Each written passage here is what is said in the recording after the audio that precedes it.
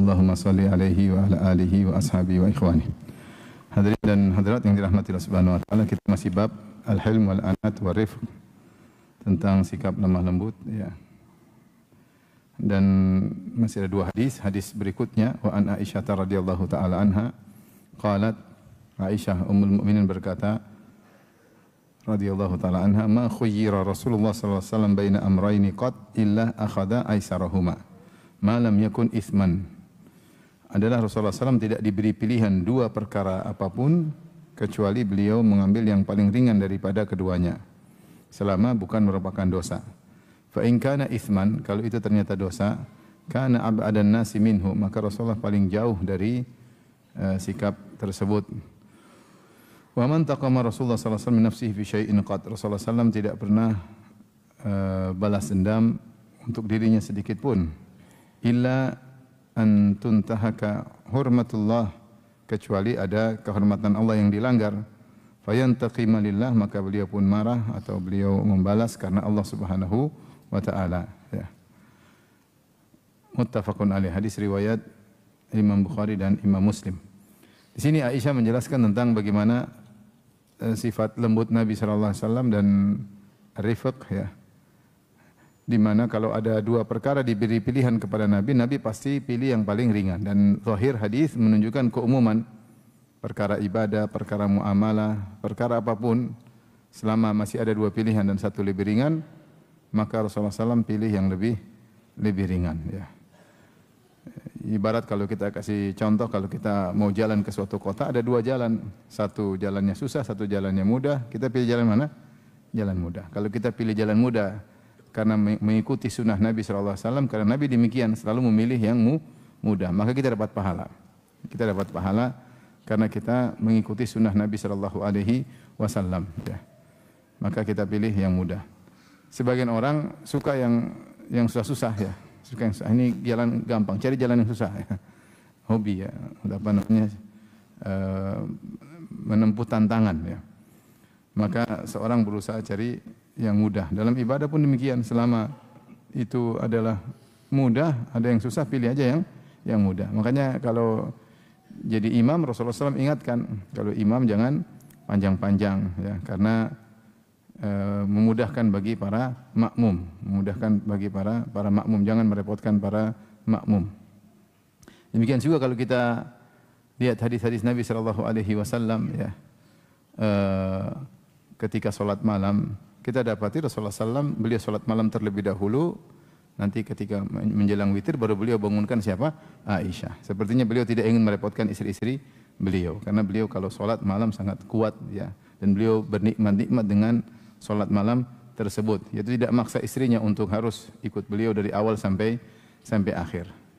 Itu menunjukkan bagaimana Rasulullah SAW pilih yang mudah. Demikian juga kalau Rasulullah khawatir bahwasanya suatu perkara bisa jadi wajib, maka beliau sengaja tidak melakukannya agar tidak wajib. Seperti salat tarawih, Rasulullah SAW salat tarawih berjamaah 3 kali bersama para sahabat. Ketika hari yang keempat para sahabat sudah kumpul, maka Rasulullah SAW ternyata tidak tarawih bersama mereka. Rasulullah SAW mengatakan, saya khawatir diwajibkan. Rasulullah SAW tidak ingin memberatkan umatnya. Rasulullah SAW juga mengatakan, laula an asyqa ala ummati la amartuhu bis-siwaki ma'a kulli salat. Kalau tidak memberatkan umatku, tentu aku suruh mereka untuk bersiwak setiap kali salat. Tapi Rasulullah tidak ingin memberatkan umatnya. Intinya kalau ada dua perkara yang mudah, selama itu tidak haram, maka Rasulullah SAW pilih yang mudah. Maka dalam agama ini kita tidak disuruh cari susah.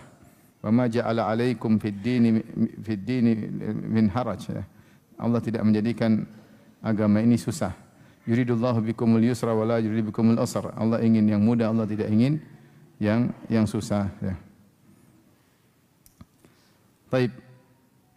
Oleh karenanya sebagian ulama berdalil, dan ini pendapat jumhur ulama, tentang misalnya melempar jamarat ketika hari-hari tasyrik, tanggal 11, tanggal 12, tanggal 13 ya. Ketika tanggal 10 Rasulullah SAW melempar di pagi hari. Tanggal 10 Dzulhijjah Rasulullah SAW melempar di pagi hari, lempar Jamratul Aqabah. Tapi ketika tanggal 11, tanggal 12, 13 ternyata Rasulullah SAW menunggu sampai waktu zuhur. Sampai kata Ibnu Umar, kunna natahayyanu zawal, fa idza zalatis syams ramaina. Kami dulu menanti-nanti sampai matahari tergelincir di tengah langit, yaitu masuk waktu zuhur. Jika matahari sudah tergelincir, maka kami pun melempar. Maka banyak ulama berpendapat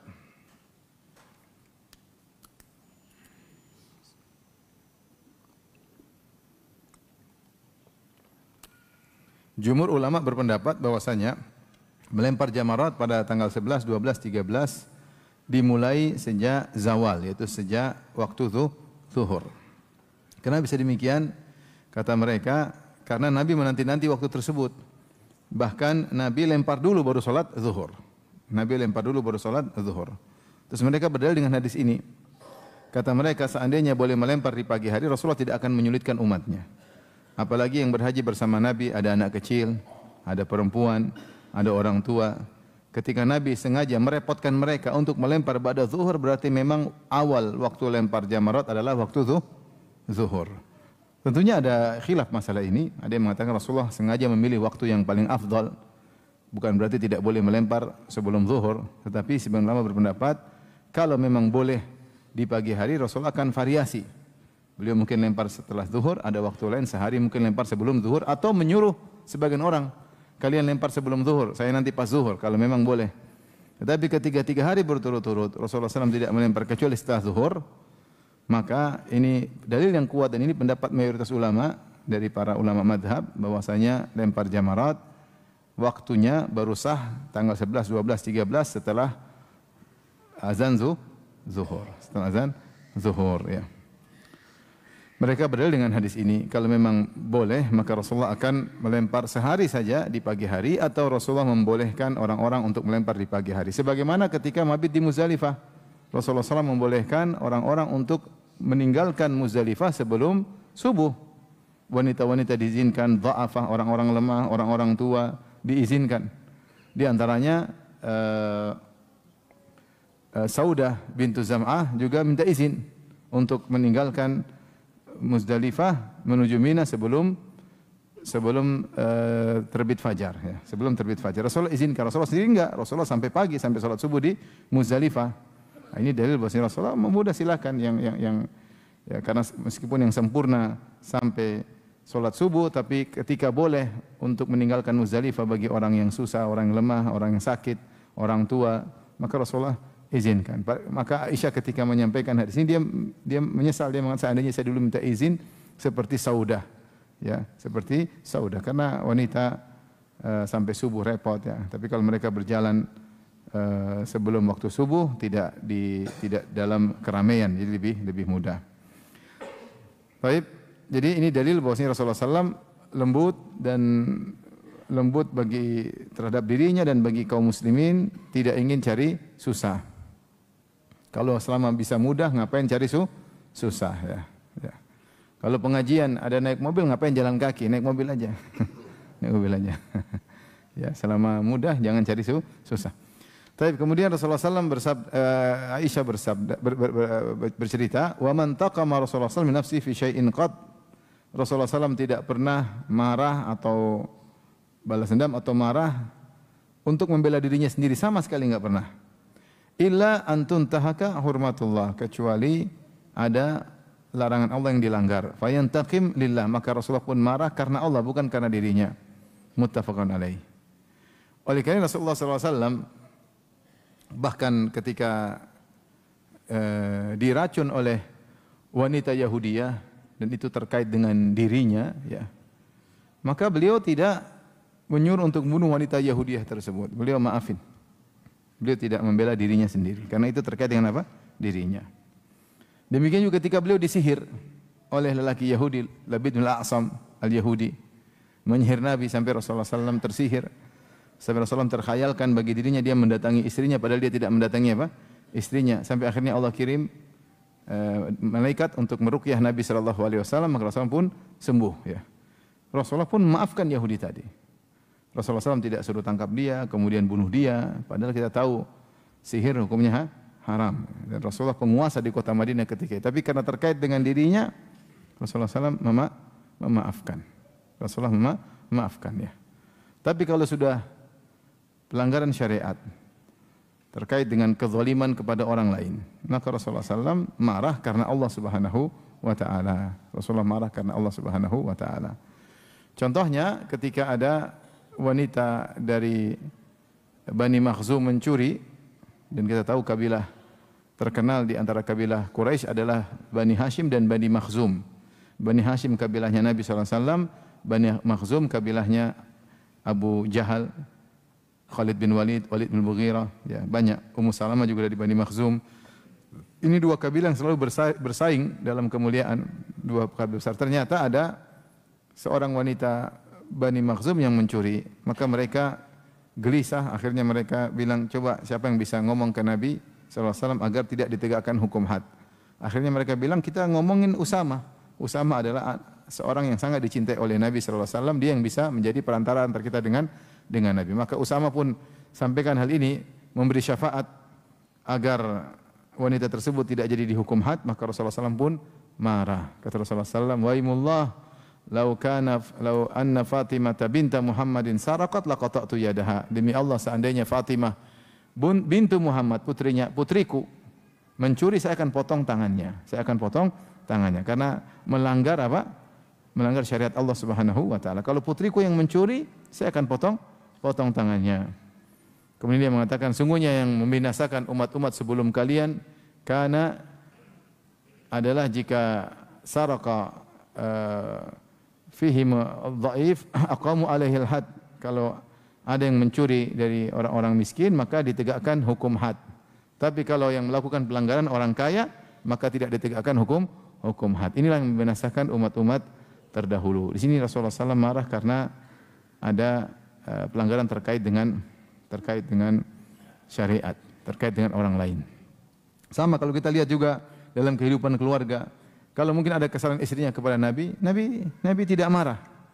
Nabi tidak marah, tetapi ketika kesalahan tersebut terkait dengan menzalimi atau menjatuhkan hak istri yang lain, baru Rasulullah SAW pun marah ya. Seperti ketika Aisyah memecahkan piringnya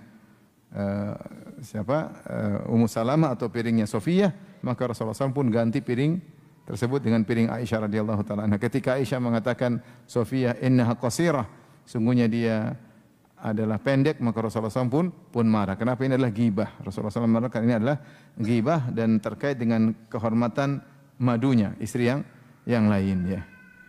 Adapun jika terkait dengan dirinya, maka beliau memaafkan. Itulah Rasulullah SAW. Ini sulit ya. Bisakah kita belajar untuk tidak marah jika terkait dengan diri kita? Susah. Kita kalau syariat makan enggak marah, kalau diri kita yang marah. Orang mau melanggar silakan, tapi jangan melanggar saya. Tapi Rasulullah SAW sebaliknya. Rasulullah SAW kalau terkait dengan dirinya dia tidak marah. Dia memaafkan. Kalau sudah terkait syariat baru beliau marah. Beliau marah ya. Dan itu adalah akhlak yang sangat berat, namun itulah akhlak Rasulullah sallallahu alaihi wasallam ya. Baik, kita lanjutkan ya.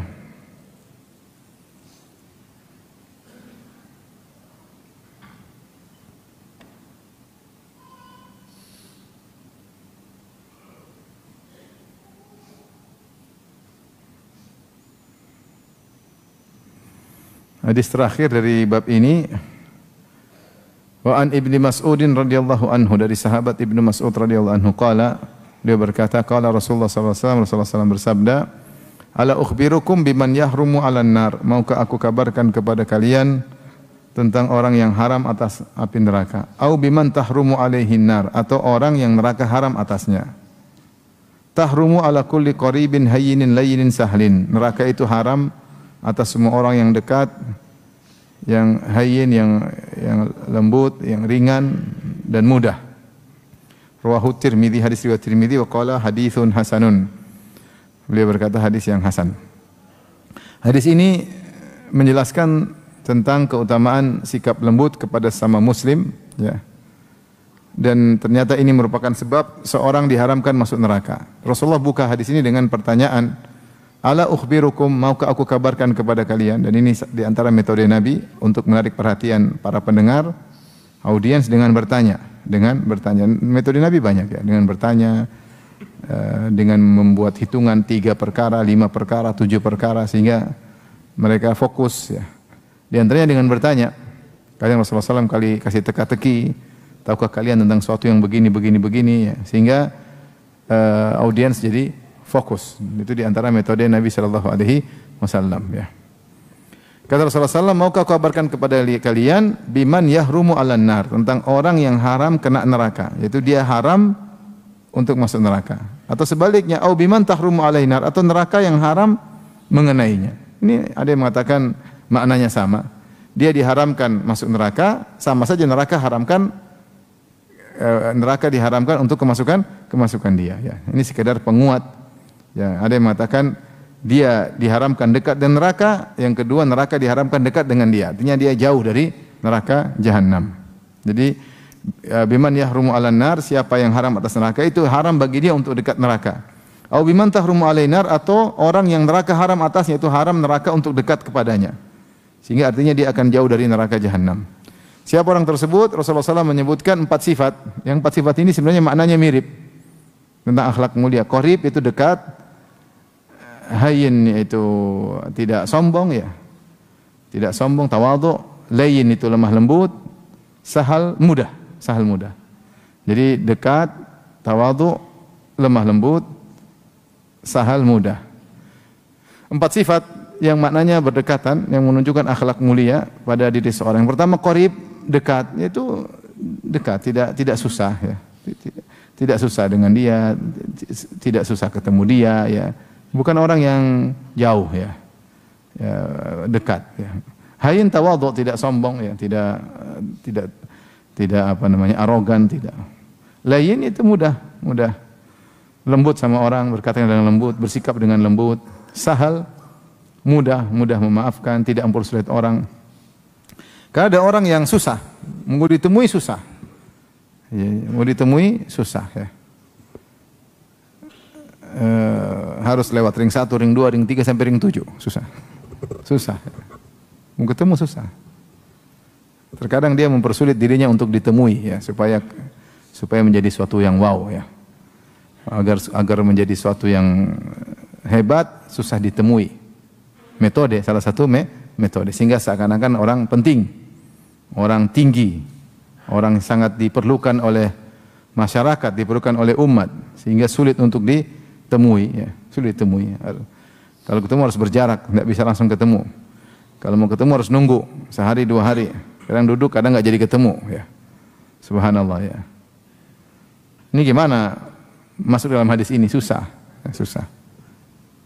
Ya, orang jangan begitu ya. Biasanya kalau pejabat ya mungkin lah ya, pejabat atau artis kayak. Tapi kalau kita ini nggak usah lah gitu lah. Kita ini siapa sih? Ya. Kecuali dia mau ketemu, mau pinjam uang mulu ya, jangan ring 7 bilang. Tapi kalau nggak ada keperluan, ada curhat, ada sesuatu ya, kita juga ada waktu. Nggak usah sok sibuk, nggak usah sok penting, nggak usah ya. Jangan posisikan diri kita seperti itu. Rasulullah SAW tidak demikian. Ya, Rasulullah tidak demikian. Lebih afdal. Siapa yang lebih afdal daripada Rasulullah SAW? Siapa yang lebih sibuk daripada Nabi? Nabi tidak ada yang lebih sibuk dari dia. Rasulullah istrinya 9. Kita 1 sok sibuk ya.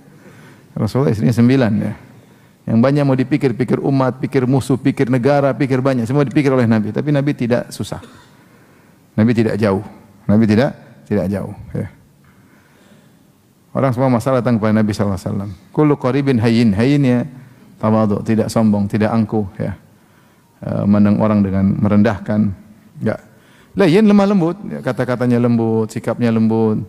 Kalau jabat tangan lembut, tidak keras begini. Lembut, semuanya lembut ya. Kalau orang sapa juga lembut. Kalau berkata-kata di WhatsApp juga lembut ya. Tidak ada arogan, tidak angkat suara, tidak mentang-mentang, tidak menunjukkan keangkuhan dan kesombongan. Orang yang arogan biasanya orang yang sombong karena dia punya backingan yang hebat atau dia merasa dirinya hebat, maka dia ngomongnya kasar, tidak memandang orang depan dia, merendahkan orang depan dia. Tapi kalau lemah lembut, ini pertanda dia tidak sombong dan akhlaknya mulia. Sahal yaitu mudah. Kita ada masalah sama dia, mudah. Dia saya minta maaf, dia mudah maafkan. Ya, dia mudah maafkan. Ya.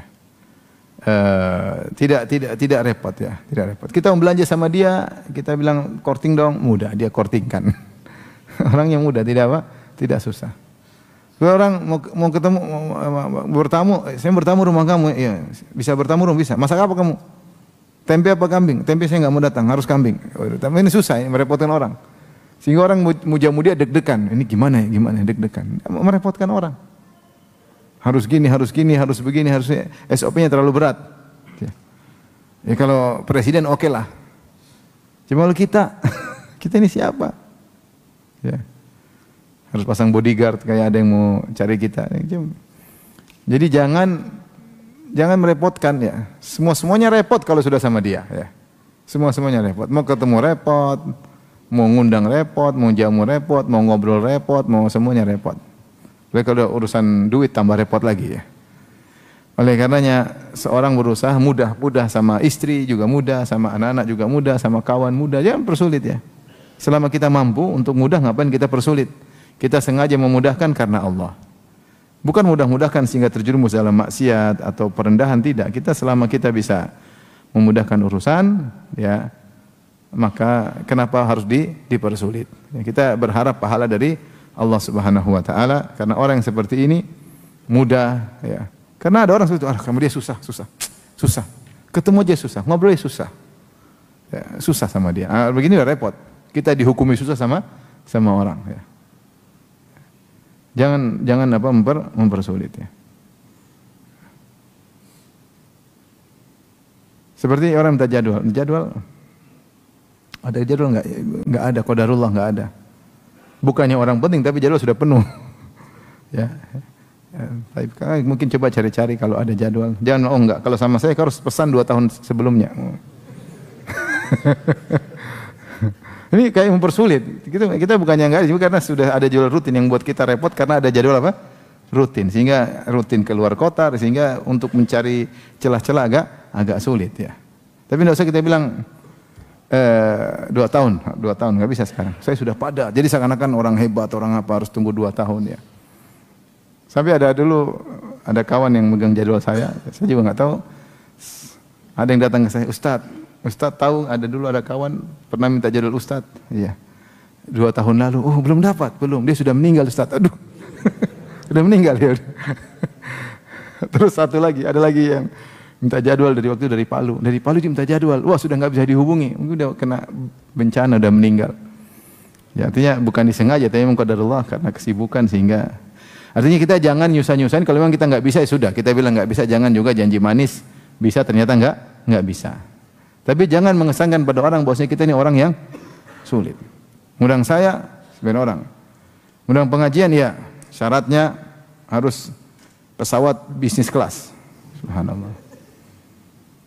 Terus saya bawa istri harus suite apa? Suite ya. Suite room ya. Ngapain seperti ini? Saya ditanya sama orang, Ustaz ada orang begini. Enggak usah undang, saya bilang. Enggak usah undang. Terus apa? Nasihati dia. Enggak berani Ustaz, nasihati. Enggak berani, nasihati aja. Kenapa harus susah? Pengajian harus bawa tim 10. Ngapain? Tim 10 buat apa? Buat makan-makan. Ya jangan repotkan orang-orang jauh-jauh. Undang dia juga butuh biaya untuk biaya pesawat, biaya ini, segini. Kenapa ngerepotin masyarakat? Kayak kita orang penting aja. Ilmu apa yang kita kasih sama dia? Emang ilmu kita orang alim, alama. Terus kita mempersulit mereka. Kenapa harus begitu? Ya kalau pejabat oke lah, kita ini siapa sih? Kenapa harus mempersulit orang? Kalau bisa mudah-mudahkan. Kecuali kalau sakit, saya kegemukan nggak bisa kelas ekonomi, oke, kan alasan benar. Gemuk, ekonomi nggak cukup ininya, nggak cukup. Ya oke. Saya pernah pergi ke suatu kota, saya minta pesawat paling pagi dan itu pesawat Lion. Dan tidak ada, semuanya kelas, nggak ada ekonominya. Lion kan semuanya kelas ya, semuanya bisnis ya. Enggak, semua ekonomi enggak ada bisnisnya ya. Akhirnya saya pergi pesawat paling pagi, dibelikan kursi 2. Baru pertama kali Firanda lah. Ngapain kursi 2?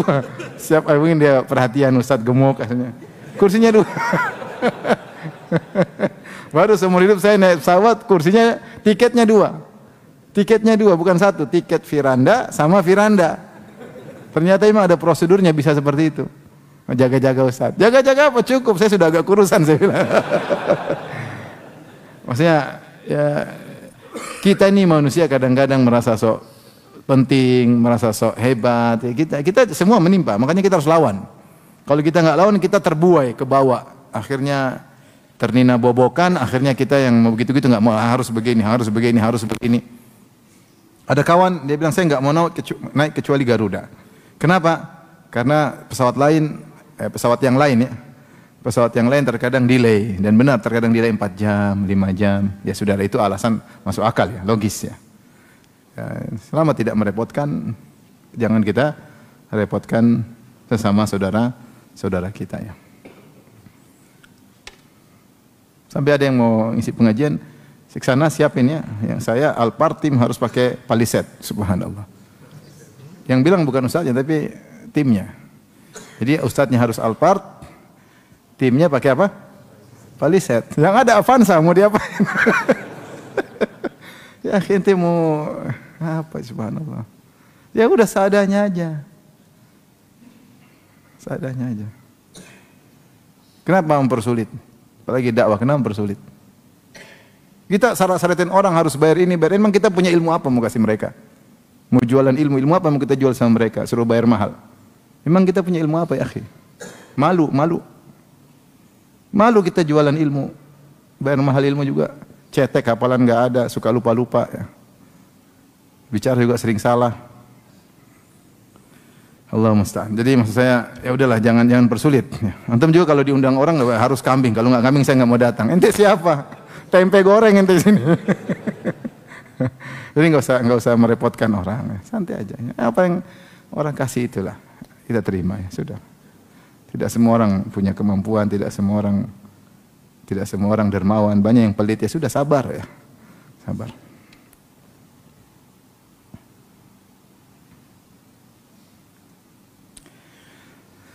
Baik, kita lanjutkan ya.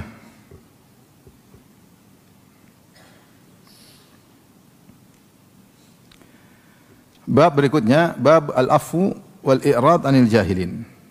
Bab memaafkan dan berpaling dari orang-orang jahil. Sama, ini salah satu dari akhlak mulia yang pahalanya sangat besar, memaafkan dan berpaling dari orang-orang jahil. Kemudian Al-Imam Nawawi rahimahullah membawakan beberapa ayat sebagai muqaddimah sebelum beliau membawakan hadis-hadis seperti kebiasaan beliau.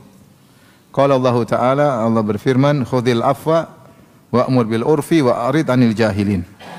Khudhil afwa yaitu khudh ma tayassara min akhlaqin nas. Yaitu khudhil afwa maksudnya maafkan orang-orang, jangan terlalu ekspektasi tinggi kepada mereka. Apa yang mereka bisa lakukan terima. Sisanya yang mereka tidak lakukan maafkan. Sisanya yang mereka tidak lakukan maafkan. Terima aja, mereka bisanya segitu, ya sudah. Jangan paksa semua orang harus dermawan.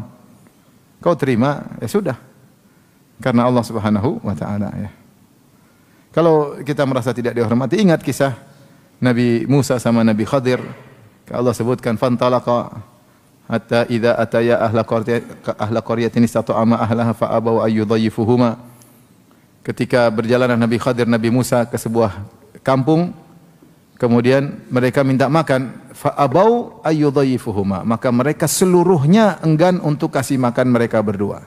Bayangkan, yang ketuk rumah Nabi, 2 orang, bukan satu Nabi, berapa orang? 2 orang. Ini Musa pernah berbicara langsung sama Allah Subhanahu wa taala. Bukan sembarang orang. Ketuk pintu minta dijamu, enggak dikasih jamuan. Ya sudah. Sebagian ulama mengatakan kalau kau tidak dihormati, ingat Nabi Musa. Siapa yang mulia? Kau apa Nabi Musa? Kau pernah bicara sama siapa? Sama malaikat aja enggak pernah, sama setan mungkin pernah. Ini Nabi Musa berbicara langsung dengan Allah. Sampai diberi gelar kalimullah. Terus dia minta jamuan, tidak dikasih. Ya kita kadang-kadang ada perasaan hudzu nafs, merasa begitu jengkel manusiawi. Tapi ketika timbul kejengkelan seperti itu, kita ingat Nabi Musa, Nabi Khadir, mereka sabar ya. Sabar, mereka tidak ngamuk-ngamuk. Tidak bilang kau tahu siapa ini? Ini Khadir, siapa ya? Musa. Khadir siapa saya? Jelasin, enggak kan juga. Enggak juga, bisa aja. Ya udah semampunya orang ya. Kita manusia macam-macam, ada yang kita dermawan, ada yang pelit, ada yang macam-macam. Kita tidak bisa maksa semua orang dalam satu perangai. Itu maksudnya khudil afwa, yaitu khudh ma tayassara min akhlaqin nas. Ambillah yang manusia bisa lakukan. Ini akhlak yang sangat baik sehingga kita nyaman. Kita nyaman. Kita punya tetangga, berharap dalam hadis-hadis tetangga baik, tetangga kita kaya, kita pikir tiap pekan dia kirim nasi kebuli. Ternyata enggak pernah, padahal kaya raya. Setahun penuh enggak pernah kirim nasi kebuli. Ya sudah, terus gimana? Enggak usah bilang, saya tetanggamu loh, enggak perlu. Pokoknya ketemu salam di masjid sudah selesai, dia enggak, ya sudah, yang penting alhamdulillah dia sudah salami saya, alhamdulillah dia sudah kenal saya. Ya sudah. Yang dia lakukan kita terima. Demikianlah manusia, tidak ada yang sempurna. Semua di luar dari tidak sesuai dengan ekspektasi yang kita harapkan. Kawan pun demikian ya. Tidak semua kawan harus selalu di samping kita ketika memerlukannya. Terkadang dia juga meninggalkan kita, terkadang dia juga sibuk sehingga kita kasih uzur. Selama ini dia sudah tolong kita, satu kali dia tidak tolong, jangan kita bilang kau tidak setia. Oh, cuma sekali dia salah.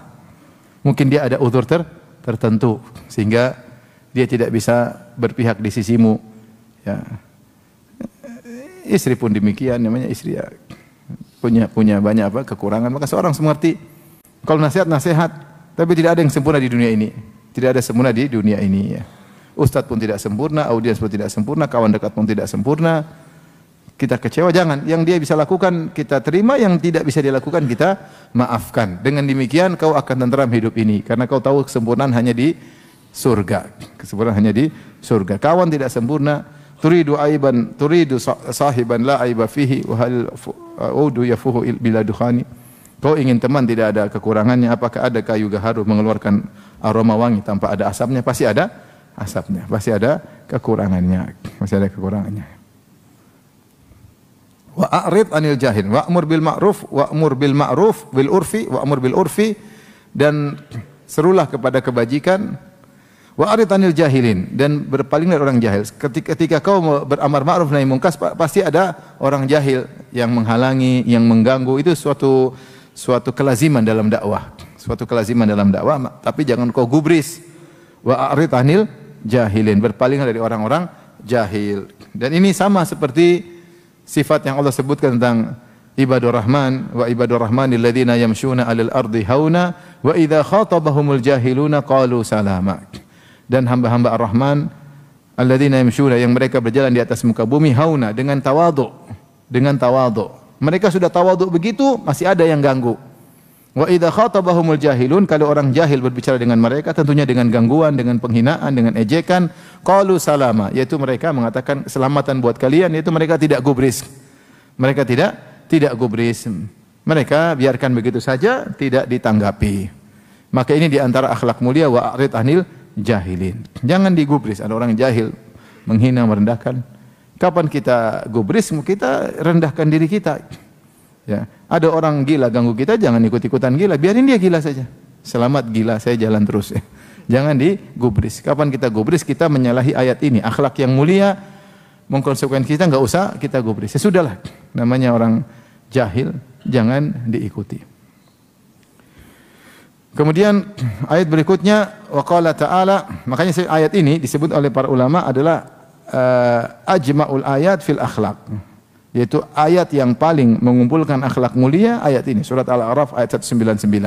Siapa yang menjalankan isi ayat ini, dia akan bahagia. Dia akan apa? Bahagia. Dia akan bahagia, dia tidak banyak nuntut, tidak terlalu ekspektasi tinggi, dia menjalani, dia tahu hidup ini cuma sementara dan tidak sempurna. Kesempurnaan semuanya di surga. Semuanya di surga.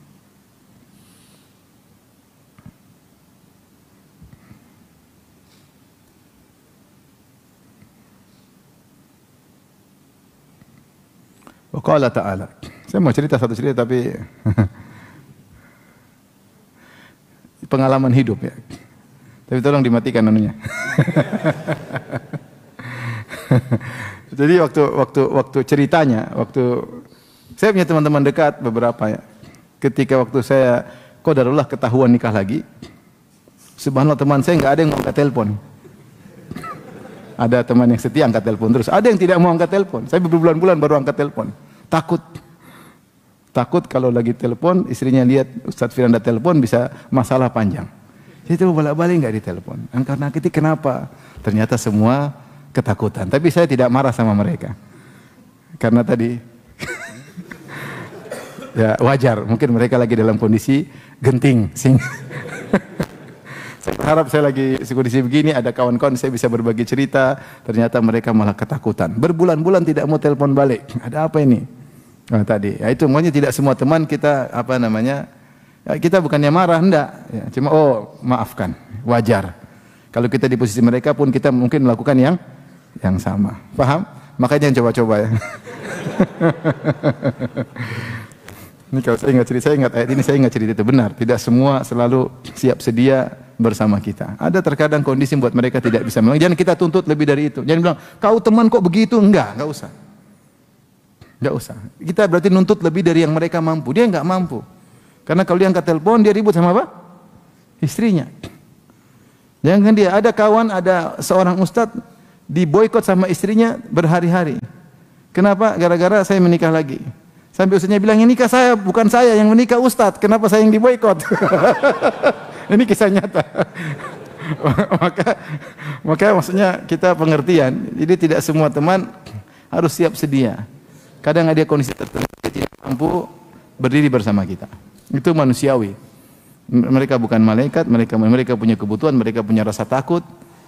Mereka juga takut istri, biasa. Itu hal yang biasa. Maksudnya ini sekedar contoh, sampel aja ya.